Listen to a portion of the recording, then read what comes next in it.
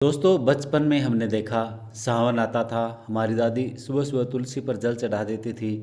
घर के कोने कोने में धूप जलाई जाती थी। और सोमवार के दिन तो जैसे पूरा गांव मंदिर की ओर खींचा चला जाता था।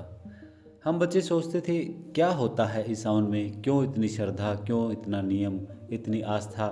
लेकिन आज जब जीवन के उतार चढ़ाव ने सिखा दिया कि भाग्य से ज़्यादा बल महादेव की कृपा का होता है, तो समझ में आता है सावन सिर्फ एक मौसम नहीं, ये महादेव से जुड़ने का सबसे पवित्र समय है। और अगर इस समय हमसे कुछ छोटी छोटी गलतियां हो जाए तो वो सिर्फ साल भर नहीं, जीवन भर का पछतावा बन जाती है। इसलिए आज हम बात करेंगे सावन में कौन सी गलतियां हमें नहीं करनी चाहिए, किन बातों का ध्यान रखना चाहिए और कैसे पाएं महादेव की सच्ची कृपा। ध्यान से सुनिएगा क्योंकि यह बातें जीवन की दिशा बदल सकती है। सावन यानी श्रावण मास, ये वही समय है जब समुद्र मंथन हुआ था और भगवान शिव ने विष पीकर सारा संसार बचाया था। कहते हैं यही वो समय है जब भगवान शिव तप में लीन रहते हैं और उनकी कृपा पाने के लिए ये महीना सबसे उत्तम माना जाता है। गांव में आज भी मान्यता है कि सावन के सोमवार को अगर मन से पूजा की जाए तो हर इच्छा पूरी हो सकती है, चाहे वो संतान सुख हो, विवाह का योग हो, बीमारी से मुक्ति हो या जीवन में शांति। लेकिन अगर हमने इस पवित्र समय में कुछ गलतियां कर दी तो ये अनजाने में ही शिव की कृपा से हमें दूर कर सकती है। तो आइए जानते हैं वो कौन सी बड़ी भूलें हैं जो सावन में नहीं करनी चाहिए।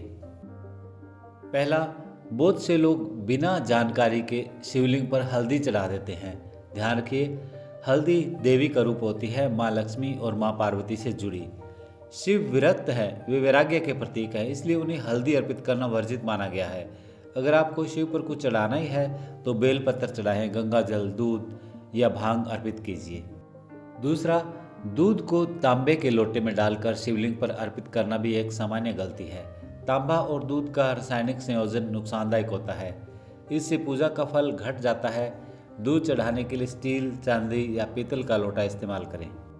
तीसरा, बहुत लोग मंदिर तक पहुंचने के लिए सड़क और धूल भरे रास्तों पर नंगे पैर जाते हैं, जिससे शरीर थक जाता है और मन अशांत हो जाता है। वहीं कुछ लोग मंदिर में चप्पल लेकर भी चले जाते हैं, ये भी अनुचित है। ध्यान रखें, मंदिर तक पहुंचने के लिए एक स्वच्छ कपड़े का जूता या मोजा पहने और मंदिर के द्वार पर उतार दें। चौथा, कई लोग कहते हैं शिव भांग लेते हैं तो हम क्यों नहीं। ये सबसे बड़ी भ्रांति है। शिव ने विष पिया था, लेकिन क्या हम विष पी सकते हैं? भांग, धतूरा और अन्य वस्तुएं तप और संयम का प्रतीक है। मांस मदिरा का सेवन इस पवित्र मास में करना अपने ही हाथों से पुण्य नष्ट करने जैसा होता है। पांचवा, कई लोग सिर्फ फलाहार करते हैं और सोचते हैं कि व्रत हो गया, लेकिन व्रत सिर्फ शरीर को नहीं, मन को भी शुद्ध करने के लिए होता है। व्रत के दिन क्रोध, झूठ, तामसिक भोजन, नींद और आलस्य से दूर रहें। शिव को केवल आहार नहीं, हमारा व्यवहार भी अर्पण करना होता है।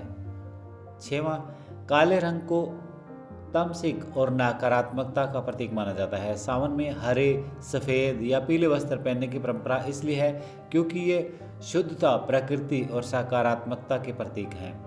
सातवां, जो जल शिवलिंग से उतरता है वो चरणामृत के समान पवित्र होता है। बहुत लोग उसे नाली में बहा देते हैं, ये अशुद्धता की निशानी है। उस जल को तुलसी में डालिए, पेड़ पौधों में दीजिए या घर के दरवाजे पर छिड़क दीजिए। इससे वातावरण भी शुद्ध होता है और घर में सकारात्मक ऊर्जा भी बनी रहती है। अब सवाल उठता है, अगर इन गलतियों से बच जाएं तो क्या करना चाहिए। दोस्तों, शिव कृपा के लिए कोई बड़ा यज्ञ या विशेष पाठ पूजा करना जरूरी नहीं। सच्चे मन से ओम नमः शिवाय का जाप करें। रोज सुबह बेलपत्र पर चंदन से ओम लिखकर शिवलिंग पर अर्पित करें।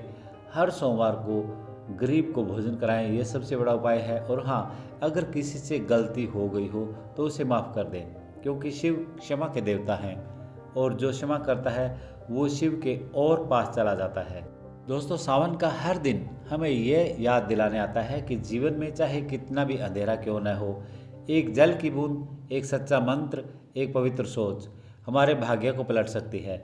महादेव को पाने के लिए सोने की थाली की ज़रूरत नहीं है, बस एक सच्चा दिल होना चाहिए।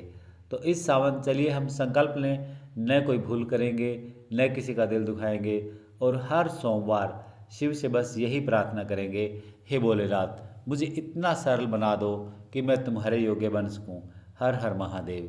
जय भोलेनाथ।